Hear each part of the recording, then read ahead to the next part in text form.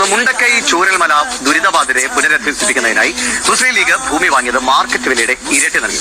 തോട്ടഭൂമിയാണെന്ന് land board കണ്ടെത്തിയ സ്ഥലത്തിനാണ് സെന്റിന് 1,20,000 രൂപ നൽകിയത്. ഇവിടെ പരമാവധി 60,000 രൂപ മാത്രമാണ് സെന്റിന് വില എന്ന് വ്യക്തമാകുന്നു. ഭൂമി പാണക്കാട് സാദിഖലി തങ്ങളുടെ പേരിൽ രജിസ്റ്റർ ചെയ്തതിലൂടെ 2 കോടിയുടെ പാഴ്ചലവുണ്ടായെന്നും പാർട്ടിക്കുള്ളിൽ വിമർശനമുണ്ട്.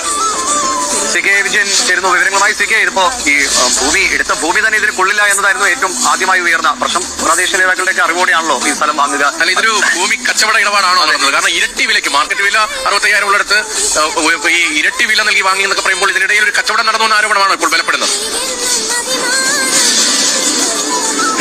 സത്യത്തിൽ അത്തരത്തിലൊരു സംഭവം ഇവിടെ അതിനകത്ത് അന്തർലീനമായി കിടക്കുന്നുണ്ട്. പതിച്ചു നൽകാൻ നിയമപരമായി സാധ്യതയില്ലാത്ത, നിയമപരമായി സാധിക്കാത്ത ഭൂമി ഇവർക്ക് വേണ്ടി കണ്ടെത്തി എന്നതാണ് ആദ്യത്തെ കാര്യം. രണ്ടാമത്തെ കാര്യം, അതിന് ഭൂമിയുടെ ന്യായവിലയുടെ ഇരട്ടി കൊടുത്തു വാങ്ങി എന്നുള്ളതാണ്.